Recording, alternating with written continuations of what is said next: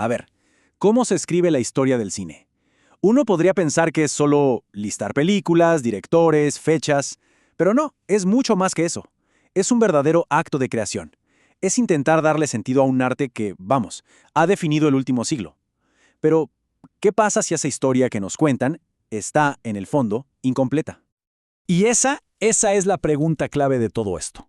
Porque piénsenlo, toda historia, no importa qué tan oficial o definitiva nos parezca, siempre tiene huecos, siempre tiene sesgos. Y lo más importante, siempre hay voces que se quedaron calladas. Así que hoy vamos a meternos de lleno a ver por qué pasa esto y qué significa, de verdad, para cómo entendemos el cine. Bueno, arranquemos por el primer gran problema, la escala. O sea, ¿cómo es posible crear una historia que sea coherente, que sea completa, de algo tan pero tan gigante y global como el cine? A veces, la pura ambición es tan grande que, bueno, que se queda corta en la práctica. Para que vean a qué me refiero, hablemos de un caso concreto. Un proyecto que era monumental. La historia general del cine. Imagínense, 12 volúmenes. Prometía ser la obra de referencia, la definitiva para todo el mundo de habla hispana. Pero lo que pasó con ella nos enseña una lección importantísima sobre las trampas de escribir la historia. ¿Y qué pasó? Pues que esa gran ambición se vino abajo y rapidito. Los críticos no tardaron en señalar los problemas que eran, bueno, fundamentales. Para empezar, dejaron fuera cinematografías enteras. Imagínense, ignoraron el cine de América Latina, de la India, de Japón, y justo en un momento clave, el paso al cine sonoro. Además, el libro estaba lleno de errores, pero lleno. Algunos tan graves que hasta se pedía que retiraran la edición del mercado. Y en vez de ser una historia que fluyera, parecía más bien un rompecabezas, uno con piezas que no encajaban, de calidades muy distintas. Miren, esta cita de una reseña de la época lo resume perfecto.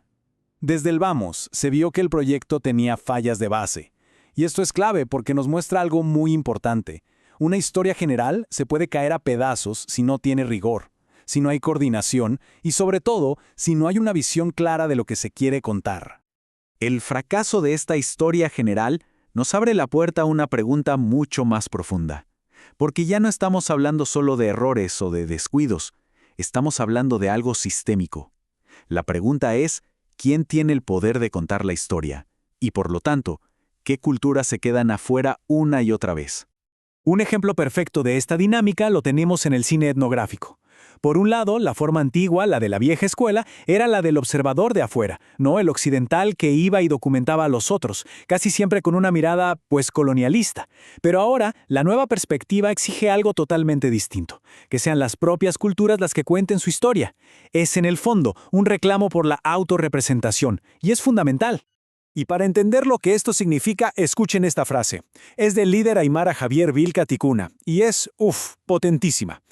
Él vio un documental sobre la lucha de su propio pueblo, hecho por gente de afuera, y cuando ni siquiera pudo conseguir una copia, dijo esto: y ya no es nuestra. Es que en esa frase está todo, la sensación de que te robaron tu historia, la pérdida de tu propia voz. Ojo, que esto no pasa solo en la etnografía, para nada. El historiador Eric Barnau lo dice muy claro. Muchas de las historias que se escriben sobre el cine documental tienen una visión centralista. ¿Qué quiere decir esto? Pues que se enfocan casi exclusivamente en Europa y Estados Unidos, y todo lo demás, todo lo que consideran periférico, simplemente lo dejan de lado. Es un patrón que se repite y se repite. Pero la cosa no termina ahí. La exclusión no es solo por geografía o por cultura. A veces es una cuestión de buen gusto.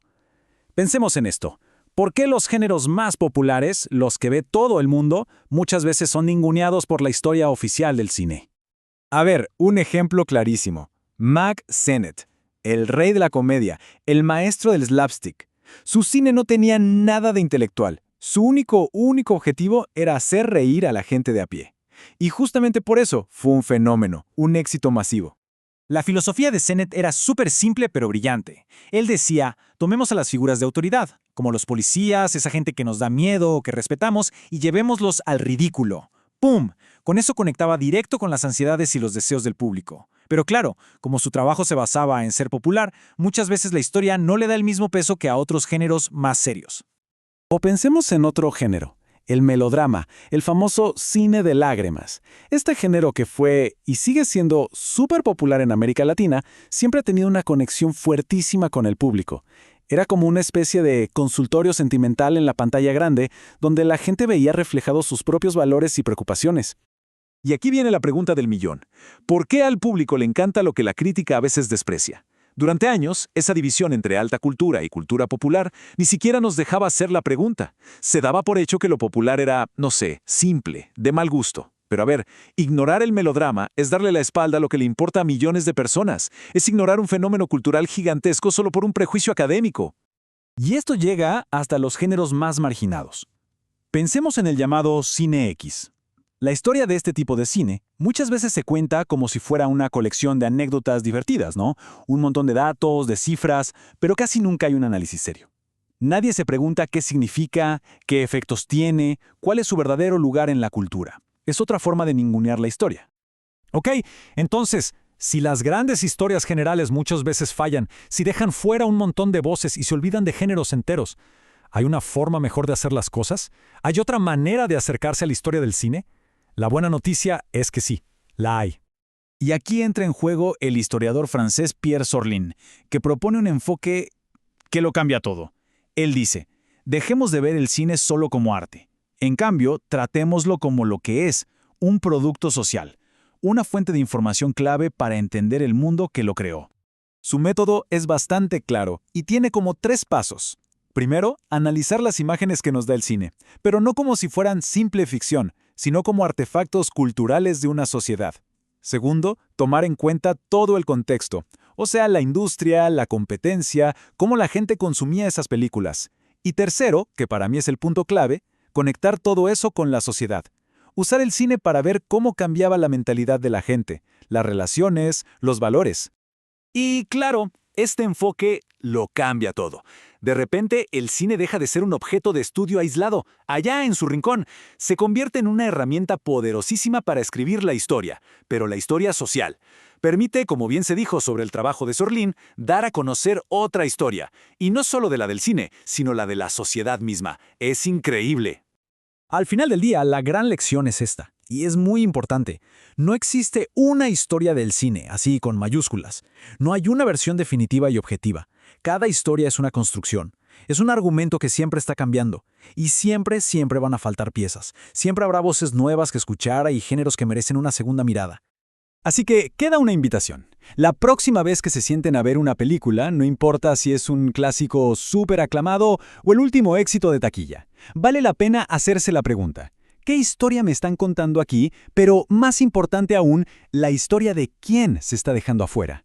Porque ser un espectador crítico es también ser un poco historiador, ¿no? Alguien que entiende que cada escena cuenta algo, pero que a veces las historias más importantes son las que no se ven, las que se quedaron justo afuera del cuadro.